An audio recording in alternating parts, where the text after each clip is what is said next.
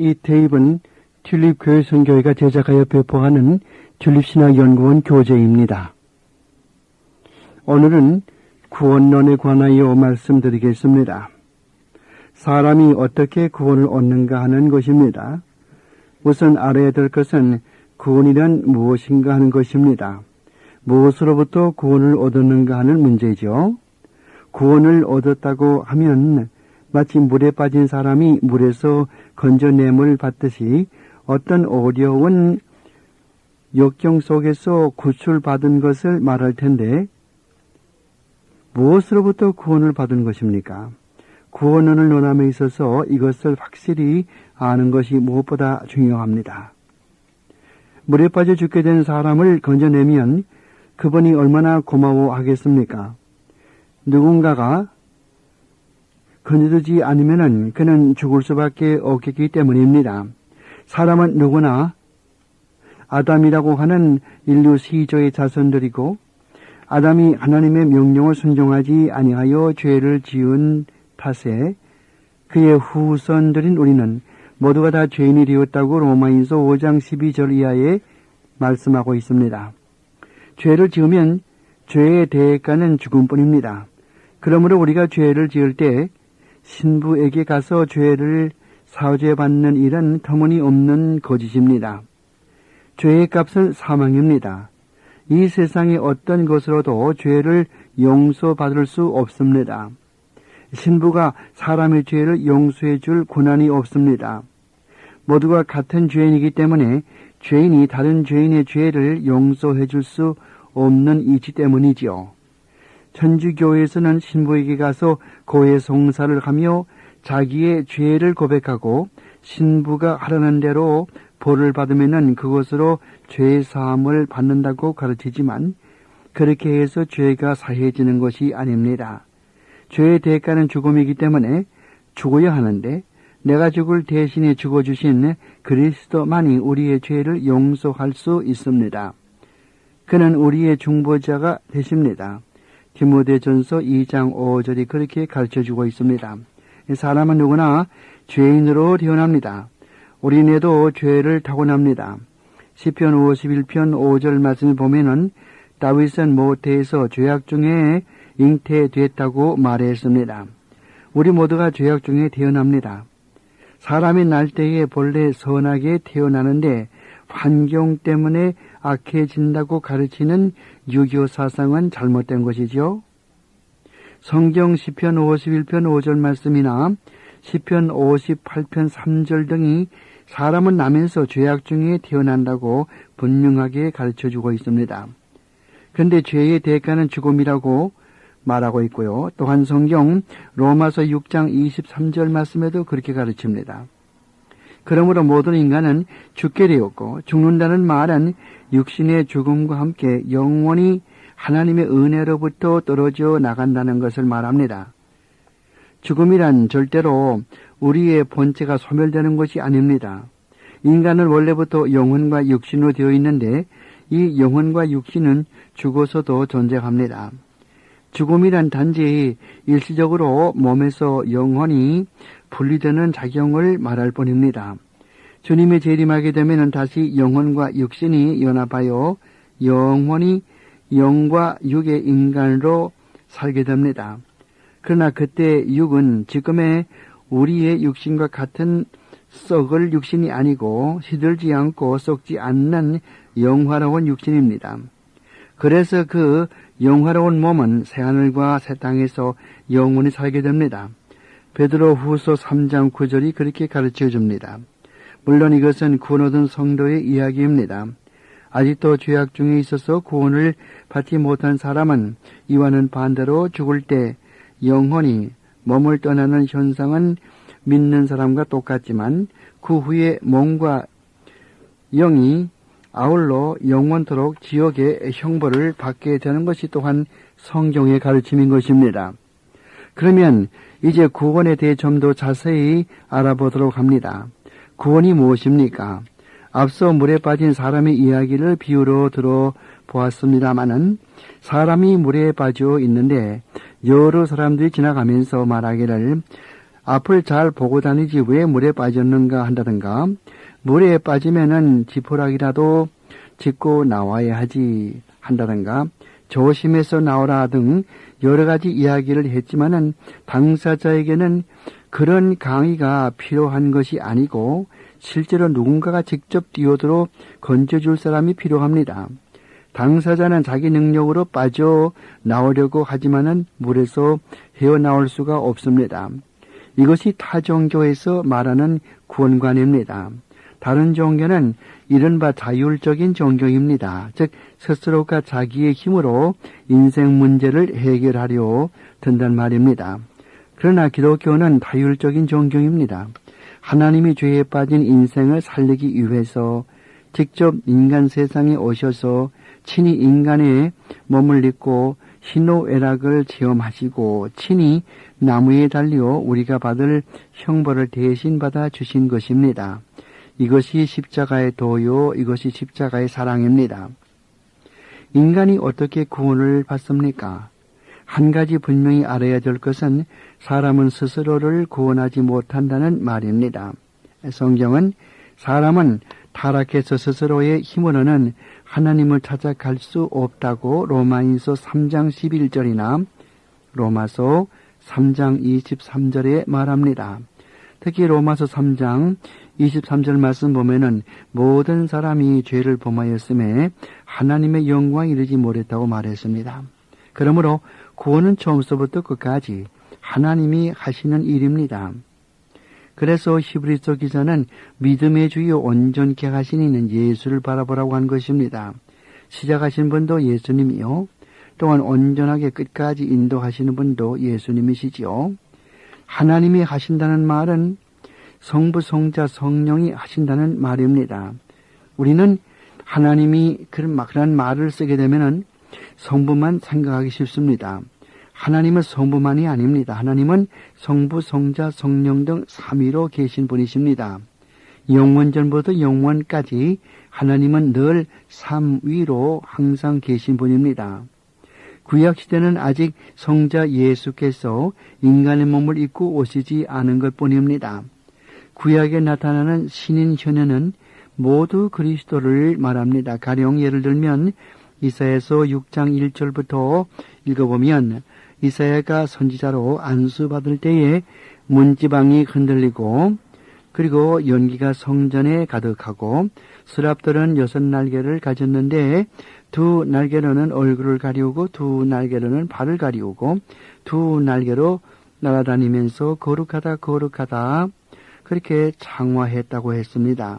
그때 이사야는 거룩한 여호와를 보았다고 했는데 신약성경 요한복음 12장 41절에 보면 그때 이사야가 본 것은 주님이시라고 말했습니다.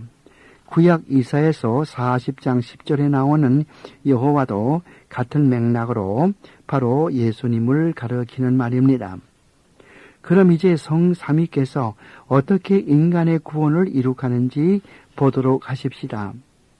하나님이 인간을 구원하시는 과정을 흔히 신학적으로 구원의 서정이라고 말합니다. 구원의 서정이라는 말은 순수라고 하는 서자와 그리고 정, 과정이라고 하는 정자지요. 그래서 구원의 서정이라고 말하는데 신학적인 라틴 말로는 오르도 살루티스라고 말합니다. 오르도 O-R-D-O 살루티스 S-A-L-U-T-I-S 그렇게 말합니다. 그러나 이 모든 단계는 어느 정도 시간의 간격을 두고 일어나는 그런 변화의 현상이 아니고 동시에 일어나는 변화입니다. 단지 성화만이 오랫동안 지속할 뿐입니다. 하나님은 처음에 구원 얻을 자를 창세전에 택해 주십니다. 에베소서 1장 4절 말씀이나 로마서 8장 29절 등에 보면은 또 말라기 1장 3절을 보면은 하나님은 창세전에 그의 기쁘신 뜻대로 정하시고 우리를 택해 주셨다고 가르쳐 줍니다. 세상에 많은 사람이 살다가 또 가지만은 하나님의 택함을 받아 예수를 알고 예수를 믿고 간 사람의 수는 지극히 적습니다. 그러면 하나님이 창세전에 택해 주신 그들이 어떻게 구원을 얻는지 상세히 보도록 하지요. 구원의 서정의 첫 단계는 부르심입니다. calling이죠. 부르심을 받은 사람은 많지만 택함을 받은 사람은 적다고 성경은 가르쳐 줍니다. 어쨌든 하나님이 그가 창세전에 기쁘신 뜻대로 택해 주신 분은 하나님께서 언젠가 정해진 시간에 불러주십니다. 부르심이 첫 단계입니다. 하나님께서 죄인을 불러서 회개시키는데 불러주시는 것 첫 단계란 말입니다. 부르심은 두 가지가 있는데 일반적인 부르심, 즉 universal call과 효과적인 부름, effectual call 등 두 가지가 있습니다. 복음은 누구에게나 전해집니다. 특히 오늘같이 통신수단이 발달한 사회에서는 누구나 쉽게 복음을 접할 수가 있습니다. 그런데 일반적인 부름으로 인하여 많은 사람들은 복음을 듣게 되는데 복음을 듣는 모든 사람이 모두 예수를 믿게 되는 것은 아닙니다. 가령 거리에 나가서 노방전도를 할 때 보면 많은 사람이 모여서 같은 목사의 설교를 같은 장소에서 같은 시간에 열심히 듣지만 설교가 끝나게 되면 아무런 감동도 받지 못하고 그냥 사라져 버리고 마는 사람들이 많고 그 중에 몇 사람은 남아서 무엇인가 찔림을 받아서 그리고 관심이 있어서 목사와 이야기하는 모습을 볼 수 있습니다. 왜 이런 현상이 벌어집니까? 왜 똑같은 장소에서 똑같은 목사에게 똑같은 시간에 똑같은 말씀을 들었는데 어떤 사람은 그냥 지나쳐버리고 왜 어떤 사람은 마음에 관심이 있어서 또 좀 더 자세히 알고 싶어 합니까? 어떤 분들에게는 복음이 특별히 사역해서 그 마음에 감동을 주고 어떤 분들에게는 아무런 감동을 주지 않습니다. 왜 그럴까요? 그 이유는 하나님이 그 사람을 효과 있게 불러주시면 그 사람의 마음에 죄에 대한 가책이 생기고 영적인 문제에 흥미를 갖게 되지만은 효과 있게 불러주시지 않는 사람들은 아무런 감각이 없다는 말이죠. 우리도 옛날 예수 믿기 전에는 이렇게 여러 설교를 듣고 여러 사람의 전도를 받았지만은 마음 가운데 감각이 아무것도 없었습니다. 왜 그럴까요? 그때까지 하나님께서 실제적으로 효과적으로 우리를 불러주시지 아니했기 때문이죠. 그러나 예수를 믿고 있는 우리는 언젠가 어디서나 예수께서 말씀을 통해서 우리를 성령을 통해서 말씀을 통해서 우리를 불러주셨기 때문에 그 효과적으로 불러주심으로 말미암아 우리가 예수를 믿게 되는 것이거든요. 칼빈의 5대 강요 가운데서 이 irresistible grace라고 하는 그런 대목이 있어요. 이게 무슨 말인가 하니 무조항적인 은혜입니다. 무조항적인 은혜가 무엇인가 하면은 하나님께서 효과적으로 불러주시면은 절대로 그 은혜를 거절할 수 없고 구원받지 않을 수가 없게 된다는 말이거든요. 그러므로 처음에 예수를 믿을 때는 하나님의 부르심으로부터 시작한다는 것입니다. 부르심으로 시작하는 것은 하나님께서 말씀을 통해서 역사하는 것이죠.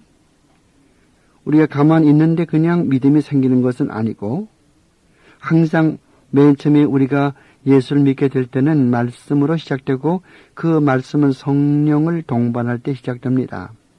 말씀만 가지고는 안 되지요. 왜 그런 거 하니?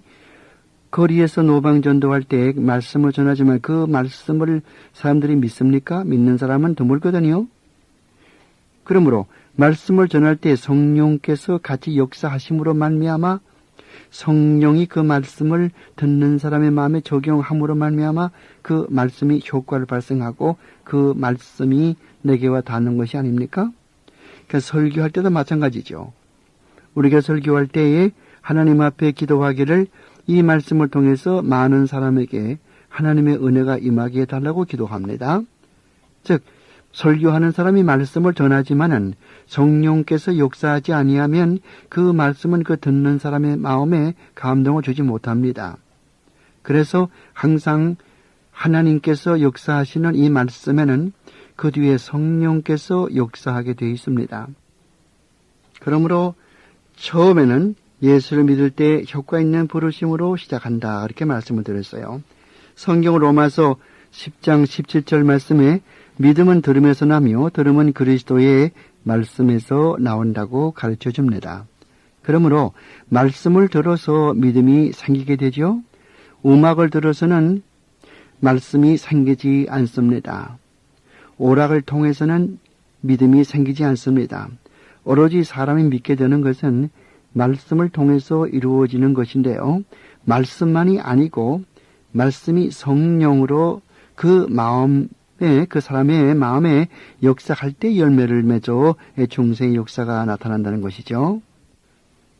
어떤 분들은 말하기를 사람이 하나님의 택함을 받아서 예수를 믿게 된다면 구태여 전도할 필요가 어디 있는가 하고 반박합니다. 가만 놔둬도 언젠간 믿게 될 것이 아닌가 이렇게 반박하죠. 그러나 그 말씀은 잘못된 것입니다.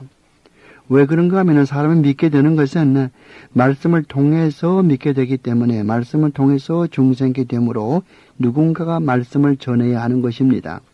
그래서 성경 말씀에는 때를 얻든지 얻지 못하든지 말씀을 전하라고 사도 바울은 디모데에게 디모데후서 4장 1절 이하에서 말하고 있는 것입니다. 그래서 사도 바울은 고린도전서 9장에서 내가 복음을 전하지 아니하면 화가 있으리로다 이렇게 말을 하고 있는 것입니다. 고린도전서 3장 6절 이하에 보면은 나는 심었고 아볼로는 물을 주었으되 오직 하나님은 자라나게 하셨나니 그런즉 심는 이나 물 주는 이는 아무것도 아니로되 오직 자라나게 하시는 하나님 뿐이시니라 이렇게 말씀했어요. 그러므로 우리는 전도만 하면 그만이요. 하나님이 그분을 그의 뜻대로 구원해 주시는 것입니다.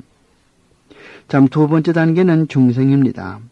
지금까지는 하나님의 부르심으로 보았습니다. 이번 두 번째는 중생의 단계예요. 하나님이 창세전에 택해 주신 자들을 하나님은 정한 때에 효과적으로 불러주시면은 그 사람은 중생하게 됩니다. 물론 이 모든 것은 사람이 하는 것이 아니요 하나님이 일방적으로 하시는 하나님의 사역입니다.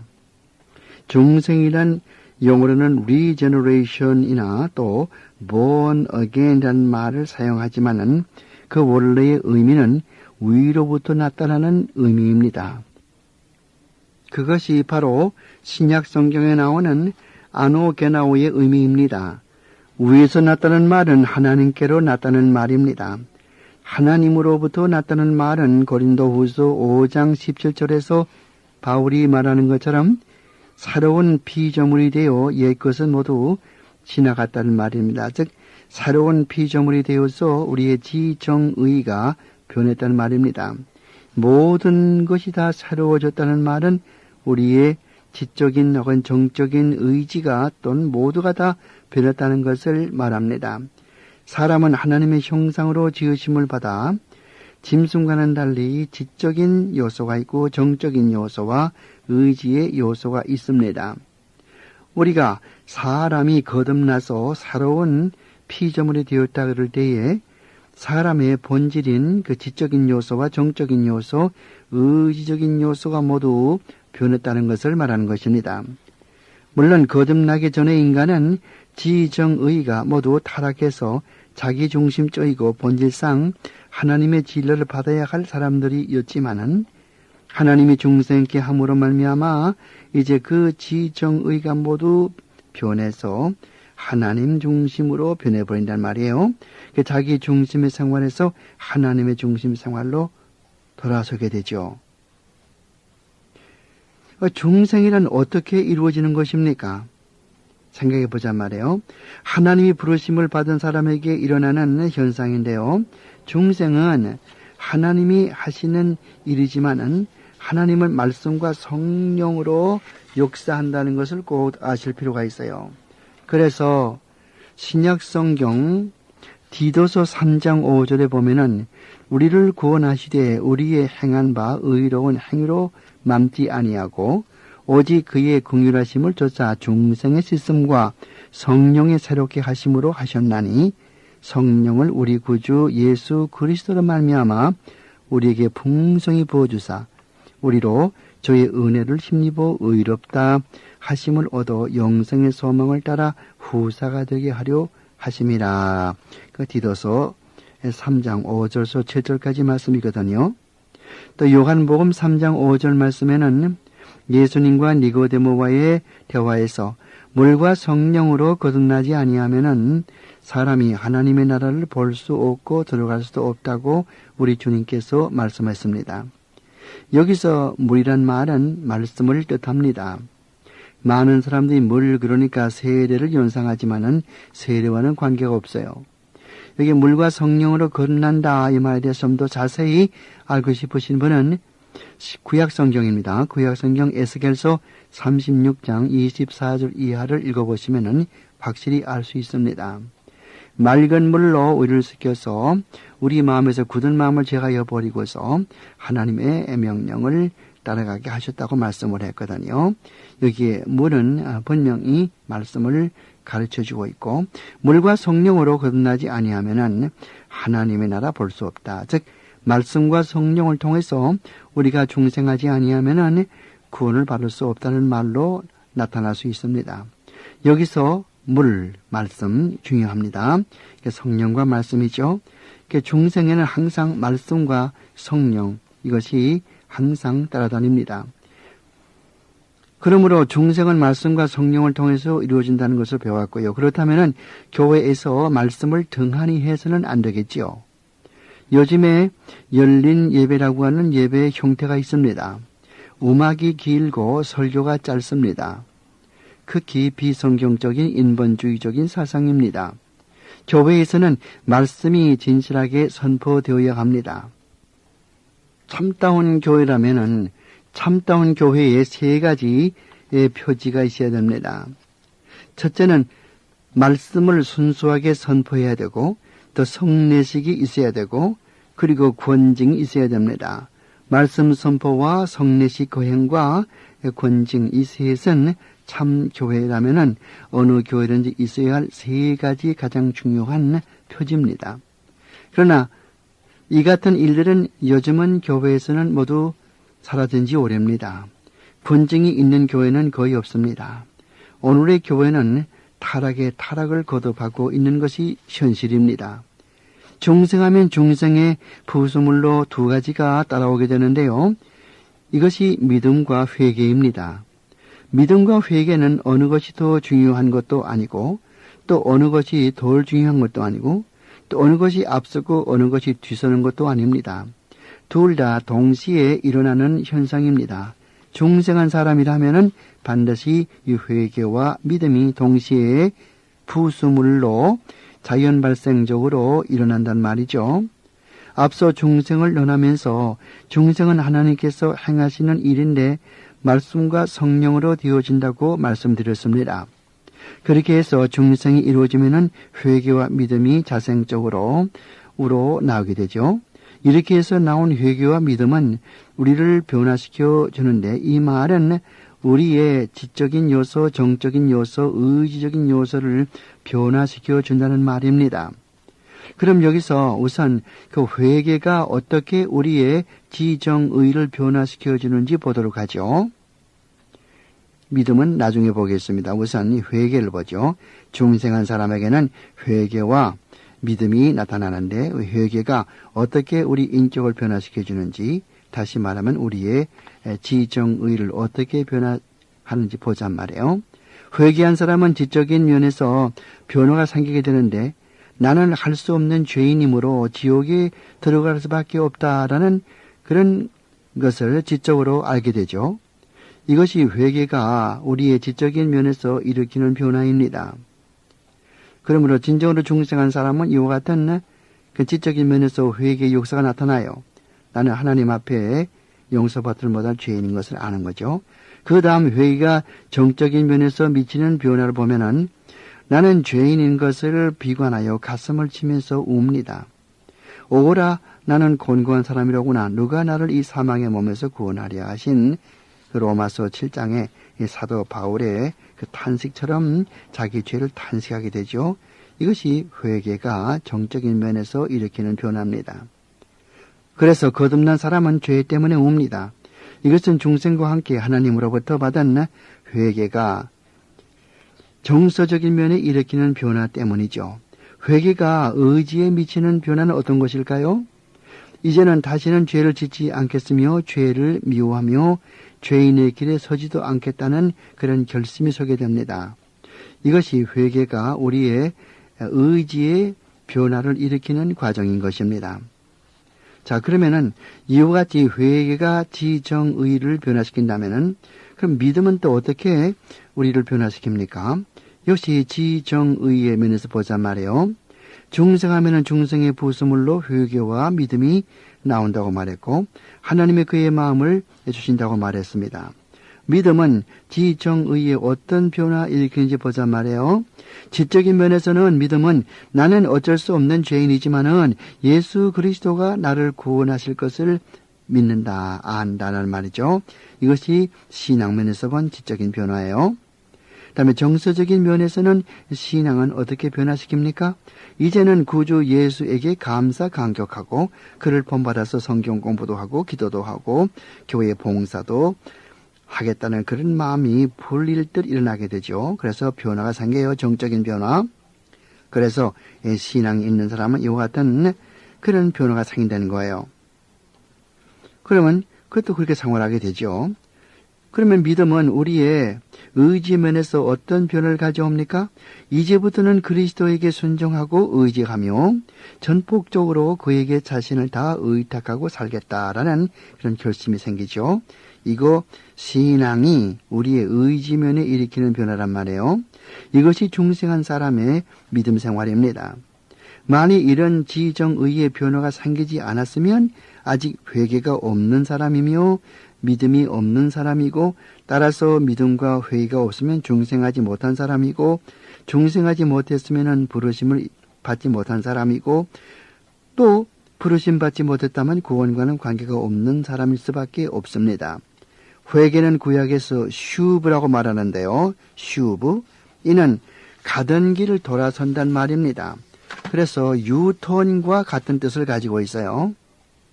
가던 길을 돌아가는 것이죠. 또 신약 성경에 보면은 아나스트레포란 말이 있습니다. 마찬가지로 가던 길을 돌아오는 것을 말하는 거예요. 이것이 회개의 뜻입니다. 또 회개란 생각이 바뀐다. 그의 뜻도 가지고 있어요. 신약 성경 보면은 메타노에오란 단어가 있어요. 메타노에오 동사지요. 명사는 메타노이아 그럽니다. 메타노에오 혹은 메타노이아 이 말은 무슨 말입니까? 메타란 말은 바꾼단 말이에요. 변한단 말이에요. 노에란 말은 생각이거든요. 생각이 바뀐단 말이에요. 그러므로 회개한 사람은 생각이 바뀌어져야 되는 거예요. 회개하고도 옛날처럼 살 수 없죠. 옛날에 좋아하던 거 이제는 다 싫어지고 예수 그리스도가 좋아지고 예수 그리스도에게만 의탁하는 그런 상황을 생기게 되거든요. 믿음이란 피두시아라고 말하는데요. 레틴 말로 이는 trust and obey, 즉 의지하고 순종한다는 것을 뜻하는 것입니다. 여기서 한 가지 부연할 것은 하나님이 중생시키시고 믿음과 회개를 선물로 우리 인간에게 주었지만은 일단 그런 선물을 받은 인간은 그 책임이 우리 성도들에게 있게 된다는 것입니다. 하나님이 자신을 믿는 것이 아니죠. 하나님이 자신을 회개하는 것이 아니죠. 그러므로 하나님께서 우리에게 믿음과 회개의 선물을 주었지만은 그 다음에 그런 선물을 받은 우리는 그 믿는 것과 회개를 좀 더 발전시켜 나가고 그런 생활을 할 의무가 우리 앞에 있단 말입니다. 그래서 늘 신앙생활과 회개에 힘쓰게 된단 말이죠. 중생이 지나면은 그 다음에는 회심의 단계가 오는 것입니다. 진실로 중생한 사람은 가치관이 달라집니다. 이전에 중요하던 것이 이제는 다 별로 가치가 없게 되어버리고요. 바울이 빌립보 3장 8절 이하에서 말하는 것처럼 예수를 아는 고상한 지식으로 인하여서 세상의 모든 것을 배설물로 여기는 마음이지요. 이제는 그리스도를 알고 나서는 인생관, 세계관이 모두 변해버립니다. 새로운 인생을 찾아 나섭니다. 에베소 5장 10절 말씀대로 주께 기쁘시게 할 것이 무엇인가를 생각한단 말입니다. 생각하는 것, 말하는 것, 행하는 것이 모두 하나님 영광 중심으로 변해버리죠. 오늘의 문제는 교회에 직분받은 분들이나 모든 교우들이 이런 회심한 분들이 적기 때문에 문제가 생기는 것입니다. 부르심과 중생 회심의 단계를 거쳐 이제는 하나님이 우리를 의롭다고 보아주시는 단계에 이르게 됩니다. 이것을 신학적으로 칭의라고 부릅니다. justification. 칭의는 참으로 오해가 많으므로 잘 공부해 둘 필요가 있습니다. 첫째, 칭의라고 하면은 하나님이 우리를 일방적으로 의롭다고 인정해 주시는 것뿐이며 우리가 실제로 흠도 없고 티도 없이 깨끗이 된 것이 아니라고 하는 것을 꼭 알아야 됩니다. 그래서 이런 칭의의 과정을 신학적으로는 법적인 선언이라는 표현을 씁니다. 그 죄인 이로되 죄인으로 다루지 아니하고 마치 죄가 없는 것처럼 하나님이 일방적으로 죄 없다고 인정해 주시며 따라서 의롭다고 인정해 주신다는 놀라운 사랑입니다. 그러므로 그 칭의를 받은 사람이 이제 나는 의로워졌으니까 기도할 필요도 없고 또 회개할 필요도 없고 봉사할 필요도 없다. 나가서 아무렇게나 죄를 마음대로 짓자라는 생각을 가진다면은 크게 잘못된 것이죠. 이런 사람들은 아직 구원을 얻지 못한 사람들입니다. 이렇게 가르치는 사람을 엔티노미아니즘, 또 사람을 엔티노미안이라고 말하는데요. 도덕 폐기론자라고 말합니다. 엔티노미아니즘 또는 엔티노미안, 도덕 폐기론자라 이렇게 말하죠. 만일 구원을 얻었다면 그런 생각이 들지 않고 오히려 나 같은 죄인 살려주신 하나님의 은혜 감사 강조해서 더욱더 겸손해지고 더욱더 하나님의 명령에 따라 살게 됩니다. 그래서 요한 1서 3장 9절 보면 하나님께서 난 자마다 죄를 짓지 아니하나니 이는 하나님의 씨가 그 속에 있음이요라고 말하고 있습니다. 즉 거듭난 사람은 성령이 그 안에 계시기 때문에 상습적으로 죄를 지을 수 없다는 말입니다. 여기서 문법적으로 알 것은 죄를 짓지 아니하나니란 말은 현재 동사이므로 헬라 말에서는 현재 동사를 쓰게 되면은 상습적으로 혹은 더 반복적으로 어떤 일을 계속하는 것을 말하므로 상습적으로 죄를 짓지 않는다, 반복적으로 고의적으로 죄를 짓지 않는다라는 말이 됩니다. 그런데도 상습적으로 습관적으로 죄를 짓는 사람은 아직 거듭나지 못한 사람인 것이 분명해지는 것입니다. 요한일서 2장 19절에 보면은 거듭나지 못한 사람이 마치 거듭난 사람처럼 착각해서 교회에 출석하다가 결국은 교회에 출석지 않고 믿음을 저버린 사람을 말하면서 원래부터 중생하지 못한 사람이 중생한 듯 위장하고 있었다는 요지의 말을 하고 있습니다. 예나 지금이나 기독교의 교회에는 중생하지 못하고도 중생한 척하는 자가 자신을 속이며 하나님을 속이는 사입이 신자들로 하여금 온 교회가 고통을 당해 왔던 일을 교회사에서 볼 수가 있습니다. 교회에는 구원받은 사람도 있고 구원받지 못한 사람도 있습니다. 그래서 웨스트민스터 신앙고백서 대요리문답 61문에 보면은 복음을 듣고 교회 나간 사람은 다 구원받냐? 대답은 복음을 듣고 교회에 나간 사람 다 구원받는 것이 아니고 하나님의 무형교회에 속한 사람만 구원받는다. 무형교회라는 것은 구원받은 성도, 중생한 성도를 말하거든요. 그 바로 중생하는 일은 참으로 중요한 것입니다. 그러면 이 칭의의 근거가 무엇입니까? 예수 그리스도의 대속의 죽음이죠. 예수 그리스도의 대속의 죽음에서 우리는 이중 전가를 봅니다. 더블 임퓨테이션이라고 그러는데요. 이중 전가를 보는 거예요. 즉 그가 그의 택한 백성에게 백성의 죄를 자기가 대신해 죽으셔서 그 의를 우리에게 전가시켜서 우리는 아무 공로 없이 의롭다함을 얻게 되었고 또한 우리는 우리의 죄를 그에게 전가시켜서 그는 우리의 죄를 대신 짊어지시고 유월절의 어린 양으로 돌아가신 것이죠. 그러니까 예수님은 그의 의를 십자가에 죽으시고 그 의를 우리에게 전가시켜 주었고 우리는 우리의 죄를 예수님께 전가시켜 주었거든요. 그래서 우리가 전가시킨 그 우리의 죄를 예수님이 담당하시고 돌아가신 거 아니겠습니까? 그래서 이것을 이중 전가라고 신학적으로 이야기합니다. 이중 더블 전가, imputation. 전가라면 남에게 무엇을 전가시킨다, 전가죠. 그러므로 우리를 의롭다고 보아주시는 하나님의 그 칭의의 사상은 십자가를 떠나서는 생각할 수 없습니다. 그리스도는 십자가상에서 하나님의 공의를 만족시켰죠. 자기 자신이 우리를 위한 화목제로 하나님에게 바친 바 되었습니다. 그리스도는 빌립보서 2장 6절로 9절까지 말씀대로 하나님 바로 그분이지만은 인간의 형상을 입고 오셔서 죽기까지 순종했습니다. 그리스도의 순종에는 두 가지가 있습니다. 능동적인 순종, 즉 active obedience와 또 수동적인 순종, 즉 passive obedience가 있습니다. 능동적인 순종이란 그가 구원의 계획을 세우신 성부의 뜻에 동의한 것이요.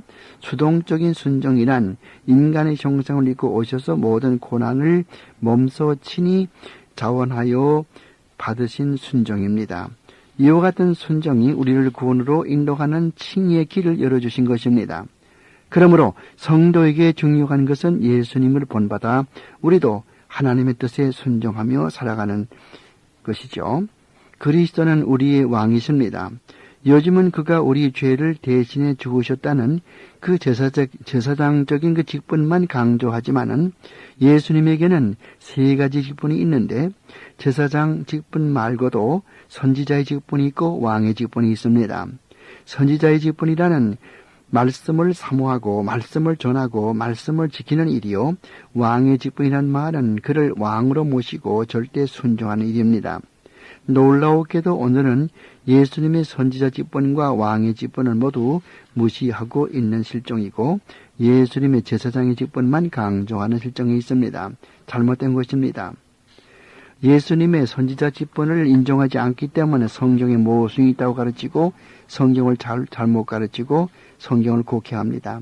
예수님을 왕으로 모시지 않기 때문에 하나님께 순종하지 않습니다. 잘못된 것입니다. 아담은 모든 인류의 대표자입니다. 모든 인류는 아담 안에서 모두 타락하여서 하나님의 영광에 이르지 못하고 오직 하나님의 진로를 받아 마땅한 사람이 되었습니다. 그래서 하나님은 그 중에서 몇 사람을 그의 기쁘신 뜻대로 구원하시기를 기뻐하여서 구원의 계획을 세우시고 예수님을 통해서 구속을 완성하게 하시고 성령으로 하여금 그 구속의 효과를 하나님의 택한 백성의 마음속에 적용하도록 하신 것입니다. 한편 그리스도는 모든 믿는 자의 대표자가 되십니다. 그러니까 에덴 동산의 아담은 모든 인류의 대표자가 되고 둘째 번 아담인 예수 그리스도는 믿는 자들의 대표자가 된단 말이죠. 아담이 모든 인류의 대표자인 것과 좋은 대조를 보입니다. 로마서 5장 12절 이하를 읽어보면 아담 안에서 모든 사람이 죽은 것 같이 그리스도 즉 둘째 아담 안에서 모든 사람이 살리라 라고 말하고 있습니다. 여기서 모든이라는 말은 세상 모든 사람들을 다 가리키는 말이 아니고 어느 민족이나를 막론하고 그런 의미로 해석됩니다. 마치 요한 1서 2장 2절과 같은 의미를 가지는 것입니다. 그래서 누구에게나 어느 민족에게나 그런 뜻이죠. 칭의가 되면은 다음에는 어떤 단계가 옵니까? 양자의 단계가 옵니다. 그럼 이제 양자에 대해서 공부하죠. 하나님은 그의 백성을 불러주시고 중생시키시고 의롭다고 인정하신 다음에는 양자로 삼아주십니다. 이제 우리는 마귀의 자녀로부터 하나님의 자녀로 신분이 바뀝니다. 골로새서 1장 14절에 보면은 이제 우리는 어두움의 세상에서 빛의 나라로 옮겨졌다고 말하고 있습니다. 우리는 하나님의 자녀가 됩니다. 요한복음 1장 12절에 보면은 그 이름을 믿는 자에게는 하나님의 자녀가 되는 권세를 주었으니라고 했습니다. 우리는 하나님의 자녀들입니다. 하나님의 자녀이면은 로마서 8장 15절서 17절 말씀대로 너희는 다시 무서워하는 종의 영을 받지 아니하였고 양자의 영을 받았으므로 아바 아바지라 부르느니라. 성령이 친히 우리 영으로 더불어 우리가 하나님의 자녀된 것을 증거하시나니 자녀임에는 또한 후사 곧 하나님의 후사요 그리스도와 함께 한 후사니 우리가 그와 함께 영광을 받기 위하여 고난도 함께 받아야 될 것이니라 이렇게 말하고 있죠. 그러므로 우리는 옛날에 우리 에베소서 2장 1절 이하에 볼 거고 또 옛날에 공중에 권세 잡은 자 즉 마귀를 따라다니지만은 긍휼이 풍성한 하나님 아버지께서 창세 전에 우리를 택해 주시고 우리를 불러 주시고 중생케 하시고 의롭다고 하시고 하나님의 아들 딸로 삼아 주심으로 말미암아 이제는 어두움의 세상에서 빛의 나라로 옮겨졌다고 하는 것을 볼 수 있습니다. 양자의 개념에서 오해가 있을 수가 있어서 말씀을 드립니다. 예수님이 이 성부를 아버지라고 부르는 것과 우리가 하나님 아버지를 아버지라고 부르는 것이 차이가 있습니까? 하는 문제죠. 물론 차이가 있습니다. 예수님이 하나님을 아버지라고 부르는 것은 양자로서가 아닌 성삼위일체 제2위로서 부르시는 말인 것이요. 우리가 하나님을 아버지라고 부르는 것은 우리가 원수되었던 옛날에 사탄의 자녀로부터 하나님의 아들 딸로 삼아주신 그래서 양자로 들어가서 하나님의 은혜에 감사 감격하여 하나님을 아버지라고 부르는 것이게 되는 것입니다. 그러므로 양자 사이에는 즉 예수님이 하나님을 아버지라고 부르는 것과 우리가 하나님을 아버지라고 부르는 것은 근본적인 차이가 있습니다. 혼동하면 안 되겠죠. 본문 로마서 8장에서 아바지란 말은 아람어이지만은 가장 친근감 있게 부르는 어법입니다. 우리는 이제 하나님의 집에 입양되어서 하나님의 아들과 후사가 되는 특권을 누리고 있습니다. 하나님 아버지는 성령으로 인하여서 우리를 눈동자처럼 사랑해 주시고 우리의 출입을 영원까지 지켜주시는 분이십니다. 양자에게는 사랑이 있습니다. 양자를 하나님은 사랑하십니다. 사랑하는 자에게는 가끔 또한 징계도 있습니다. 그래서 히브리서 12장 8절 이하에 보면은 사랑의 징계 이야기를 하고 있습니다. 징계가 없으면 사생자여 참 아들이 아니라고 말하고 있습니다. 징계가 비록 그 당시에는 즐거워 보이지 않지만은 이로 인하여서 연단한 자에게는 의의 평강한 열매를 맺는다고도 말하고 있습니다. 그러므로 하나님의 아들 딸 된 사람은 가끔 하나님의 사랑의 채찍을 맞게 되지만은 그 모든 것은 우리의 유익을 위한 것이요. 욥기서 5장 18절에 보면은 하나님은 아프게 하시다가도 싸매시며 상하게 하시다가도 그 손으로 고치시나니라고 했고 하나님은 우리의 유익을 위해서 사랑의 징계를 하신다는 것이죠. 시편 119편 71절에 보면은 고난당한 것이 내게 유익이라 이로 인하여 내가 주의 율례를 배우게 되었나이다 라고 다윗은 말하고 있습니다. 또한 시편 50편 15절에 보면은 환난 날에 나를 부르라 내가 너를 건지리니 내가 나를 영화롭게 하리라 라고 말씀했습니다. 그러므로 하나님은 그의 사랑하는 자에게 가끔 어려움도 주시지만은 감당하지 못할 정도의 시험은 주시지 않는다고 고린도전서 10장 13절에 말씀하십니다. 야고보서 1장 2절서 4절에 보면은 시험을 만나거든 온전히 기쁘게 여기라. 이는 너희의 믿음의 지련이 인내를 만들어내는 줄을 너희가 알미라. 인내를 온전히 이루라. 이는 너희로 온전하고 구비하여 조금도 부족함이 없게 하려 함이라 라고 야고보가 말하고 있습니다. 이것은 모두 하나님이 그의 사랑하는 자에게 가끔 어려운 시련을 주신다는 것을 알려주는 것이죠. 양자가 되면 하나님은 그 사람들을 그냥 내어버리지 않고 눈동자처럼 사랑하여서 길러주신단 말이죠. 이것을 성화라고 합니다. 그래서 이번에는 성화에 대해서 공부합니다. 성화. 자, 부르심에서 중생을 이루고 중생에서 칭의에서 양자, 이와 같은 과정을 다 우리가 보았습니다. 시간이 오래 걸려가지고 되어지는 것이 아니고 모두가 동시에 일어나는 사건들입니다만은 이 성화만큼은 오랜 동안 세월이 걸리게 된단 말이에요. 어린애가 출생하면은 자라듯이 믿는 성도도 처음 예수를 믿고 중생하여 회심하고 하나님의 자녀가 되면은 성장해야 하는데 그 성장 과정을 성화라고 하는 것입니다. 성화란 거룩할 성자 될 화자, 영어로 sanctification입니다. 어떤 분은 성장 과정이 빨라서 예수 믿은 지 얼마 안 되는데 벌써 많이 신앙이 성장한 것을 보아요.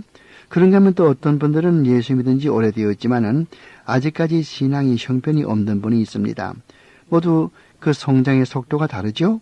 그러나 하나님은 그의 자녀들이 신앙이 성장하도록 원하십니다. 에베소 4장 13절에 보면은 우리가 다 하나님의 아들을 믿는 것과 아는 일에 하나가 되어 온전한 사람을 이루어 그리스도의 장성한 분량이 충만한 데까지 이르리니 이는 우리가 이제부터는 어린아이가 되지 아니하며 사람의 괴술과 간사한 유혹에 빠져 모든 교훈의 풍조에 밀려 요동치 않게 하려 함이라 라고 에베소서 4장 13절과 14절에 말하고 있듯이 성장해야 돼요.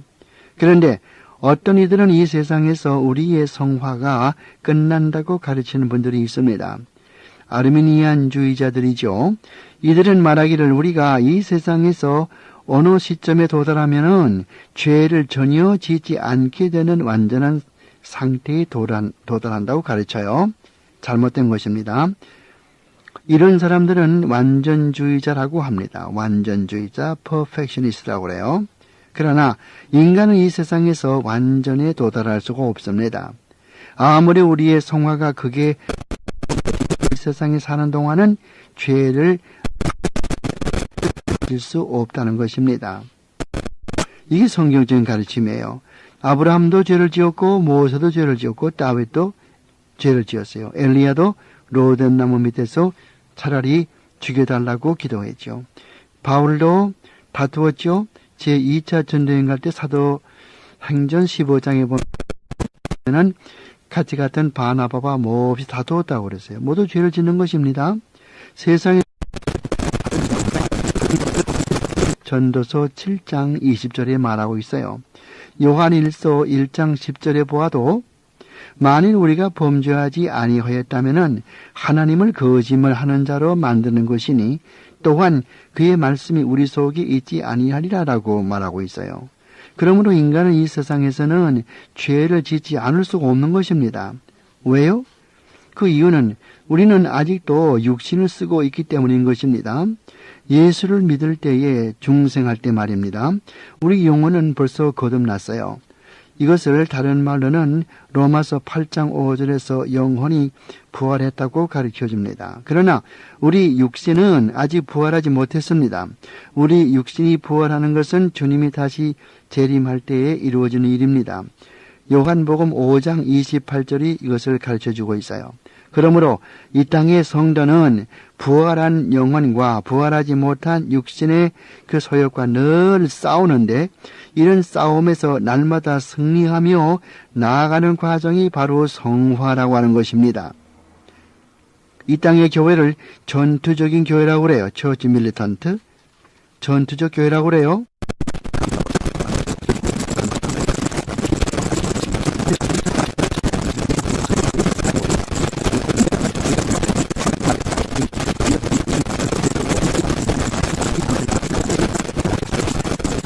반대로 하늘에 올라가면은 그것에는 싸울 것이 없어요. 그래서 그것의 교회를 승리의 교회, 트리엄펀트라고 말하는 거예요. 그것에 올라가기까지는 싸움은 늘 계속합니다. 그래서 찬송가에 험하고 높은 이 길을 싸우며 나갑니다. 라는 말이 있는 것입니다. 이 싸움에서 승리하는 길은 오직 말씀의 능력에 의지하는 길뿐입니다. 성경 공부가 필요한 것이죠. 구원의 서정의 마지막 단계는 영화로운 몸입니다. 이것이 구원의 서정의 마지막 단계입니다. 잘 들으시기 바랍니다. 구원의 서정의 마지막 단계 영화로운 몸에 대해서 공부하자 말이에요. 이것은 종말을 말하는 것입니다. 이 세상에서 신앙생활을 하다가 내가 하나님 거기에만 너무 신경 쓸 것이 아닙니다. 문제는 내가 죽으면은 나는 그날이 나의 심판 날이라고 하는 것을 알 필요가 있어요. 재림 문제로 소동을 빚은 일들이 많이 있었습니다. 가령 유명한 사건은 1844년에 있었던 침례교 목사 윌리엄 밀러 이야기입니다. 윌리엄 밀러는 침례교 목사였는데 자기가 나름대로 성경을 연구해 보니 주님의 재림이 1844년에 온다고 그랬어요. 그래서 그렇게 사람들이 믿고 흰옷을 입고 산에 올라갔지만 오지 않았어요. 다시 그는 수종을 해가지고서 1845년에 온다고 그랬지만 또 오지 않았어요. 그래서 그 일로 말미암아 그는 병으로 죽어버리고 그를 사랑하던 엘렌 G. 화이트가 그 뒤를 이어서 환상을 270번 보는 가운데서 안식교가 태어났지만은 또 안식교는 주님의 재림에 대해서 예언을 많이 했습니다만 다 틀렸죠. 여호와의 증인들은 주님의 재림을 여러 번 예고했습니다. 또 모두 실패하여 거짓 선지자들이 되고 말았습니다. 그들은 1914년, 1917년, 1918년, 1974년 등에 모두 예수님께서 오신다고 그렇게 예언했지만 모두가 빗나갔습니다.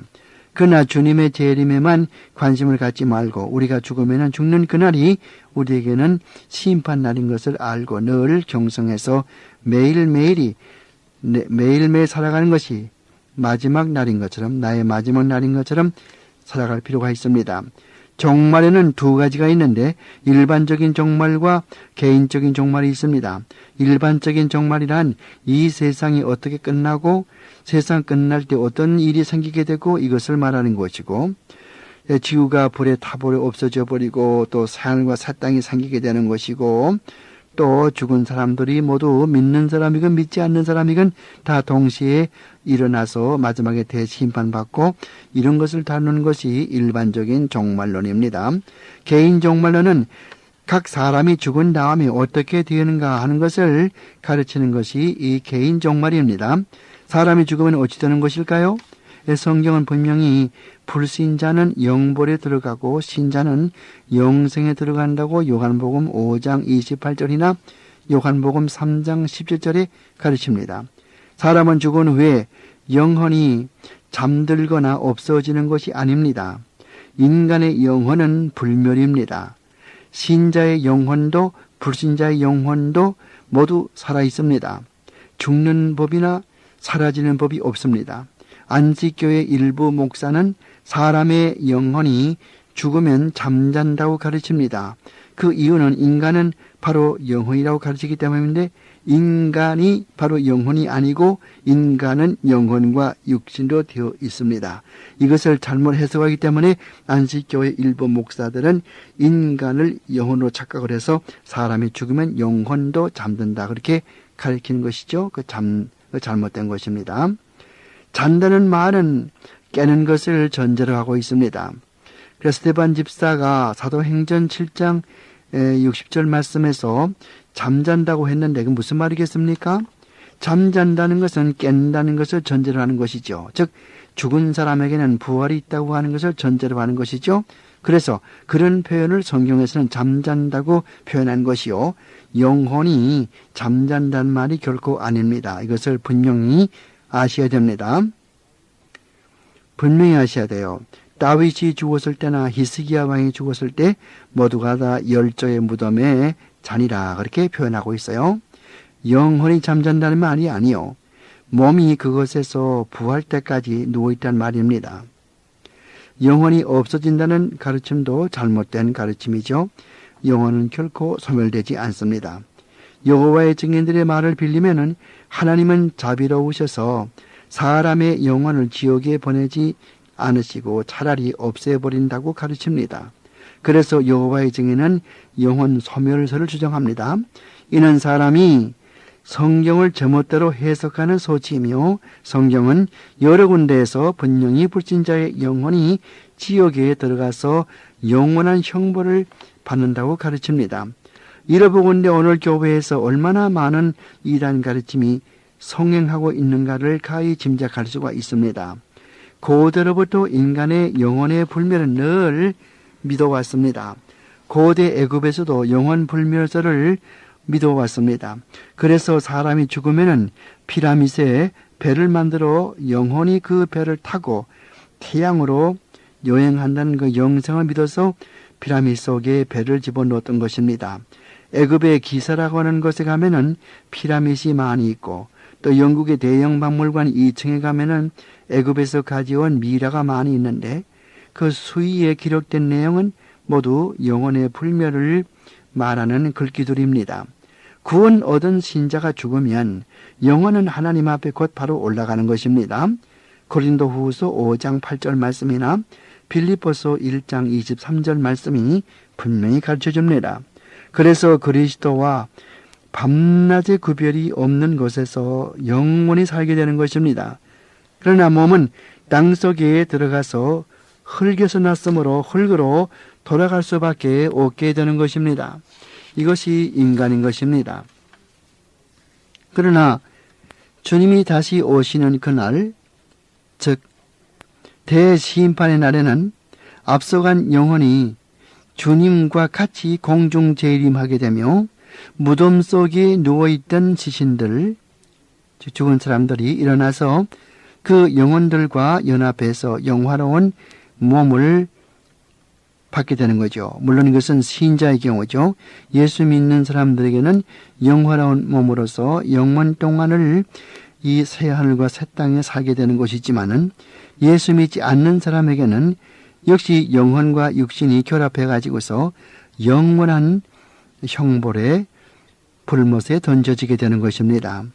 베드로후서 3장 8절서 10절까지 읽어보면은 우리 모든 믿는 성도들이 새 땅, 하늘과 새 땅에서 영원히 살게 될 그날이 우리 앞에 그런 소망이 있는 것을 가르쳐주면서 이 지구 땅덩어리가 마지막에 체질의 뜨거운 불에 풀어지려니와 너희가 어떠한 사람이 되어 마땅하뇨, 이렇게 우리 성도들에게 하나님께서 경고해주고 있는 것을 볼 수 있습니다.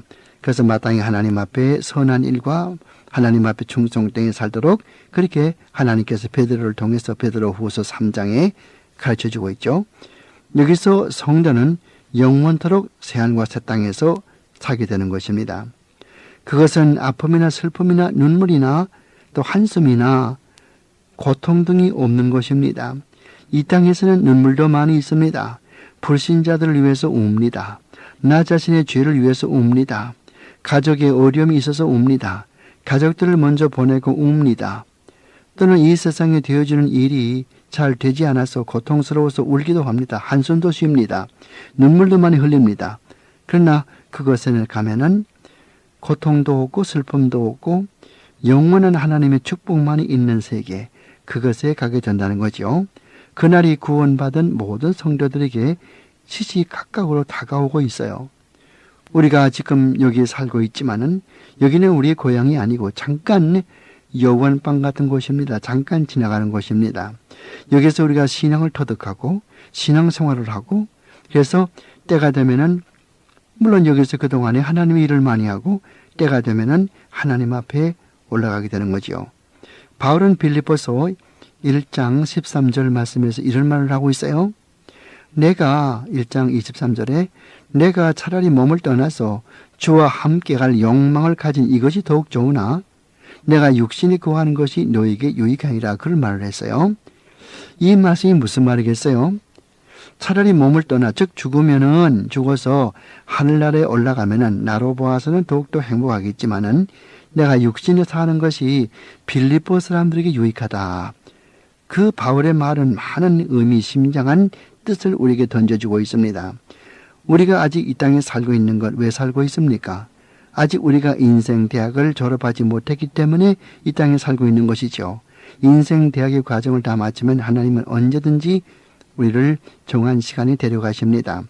그러므로 우리의 남은 시간을 남을 위해서 사도 바울이 빌립보서 1장에서 이야기하는 것처럼 남을 위해서, 빌립보 교인들을 위해서, 아니 이 지방에 있는 남을 위해서 내 자신이 희생하고 나 자신을 남을 봉사하는데 몸바쳐야 되겠다고 하는, 남을 봉사함으로 말미암아 그것이 곧 그리스도의 앞에 봉사가 된다고 하는 그런 각성이 있어지게 될 것입니다. 주 재림의 날과 우리의 그 여정이 끝나는 그 날을 모른다 해도 그 날은 분명히 우리 앞에 하루하루 다가오고 있는 것입니다. 그날을 바라보면서 우리 성도들은 오늘도 내일도 늘 주님 앞에 충성하며 오늘이 나의 마지막인 양 하나님 앞에 충성하며 삽니다. 오늘은 구원론을 공부를 했습니다. 구원론 하나님께서 불러주시고 중생시켜주시고 중생시켜주시면은 믿음과 회개가 우러나고 믿음과 회개는 각각 우리의 지정의의 변화를 일으켜주고 회개 면에서 우리 정적 면에서는 내가 하나님 앞에 죄인이구나 그래서 울고 통곡하고 또 지적인 면에서 나는 죄인이구나 깨닫게 되고 의지 면에서 나는 이제는 죄를 짓지 않겠다 이렇게 결심이 생기게 되고 또 믿음 면에서 신앙 면에서는 지적인 요소가 예수 그리스도가 나를 구원해 주신 분이다 알게 되고 정적인 면에서는 예수 그리스도의 은혜에 감사 감격하여 성경 보고 기도하게 되고 의지 면에서는 이제는 예수 그리스도에게 모든 것을 바치고 주를 위해 살겠다 순종하며 살겠다 그런 의지가 생기고 이런 것이 회개와 그런 그 신앙의 특징이라고 말을 했고 이렇게 중생하게 되면 그 다음에는 우리가 회심하게 되고 회심하게 되면은 그 다음에 하나님께서 우리를 의롭다고 보아주시고 칭의가 끝나면은 양자로 봐주시고 양자가 되면은 점점 성화시켜 주시고 그 다음에 죽게 되면은 우리는 하나님 앞에 영화로운 몸으로 영원토록 하나님 앞에 살게 된다. 이런 것들을 오늘 공부했습니다. 구원론 강의를 마치겠습니다. 감사합니다.